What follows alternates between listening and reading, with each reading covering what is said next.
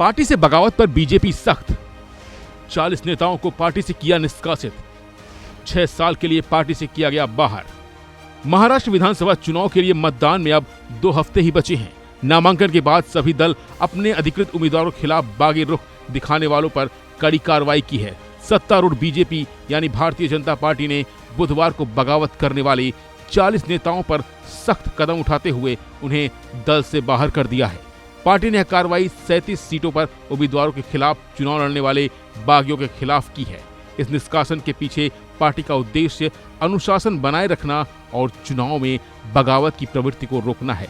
BJP ने इस फैसले से अन्य नेताओं को स्पष्ट संदेश दिया है कि अनुशासनहीनता बर्दाश्त नहीं की जाएगी। हालांकि इससे पहले बीजेपी की तरफ से बागी उम्मीदवारों को मनाने का प्रयास भी किया गया।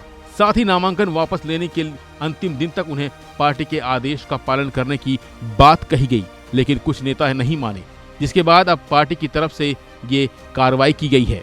वैसे बीजेपी से निकाले गए नेताओं में धुले जिले के श्रीकांत करले और सोपान पाटिल जैसे प्रमुख नाम शामिल हैं।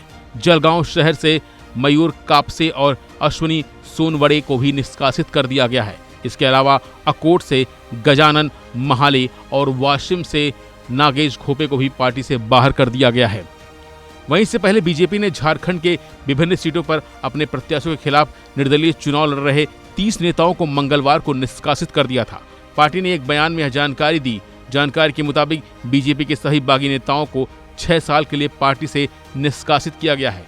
बयान में कहा गया है कि भाजपा की नीतियों का उल्लंघन करने, अधिकृत उम्मीदवारों के खिलाफ नामांकन दाखिल करने और चुनाव लड़ने के कारण 30 नेताओं को 6 साल के लिए पार्टी से निष्कासित कर दिया गया है।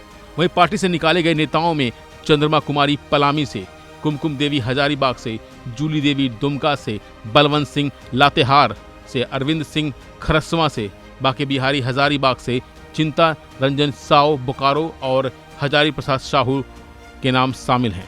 दरअसल बागियों के निष्कासित करने से पार्टी के अन्य नेताओं को भी सावधान किया है कि अगर वे पार्टी के विरुद्ध कार्य करेंगे तो उनके खिलाफ भी सख्त कार्रवाई हो सकती है।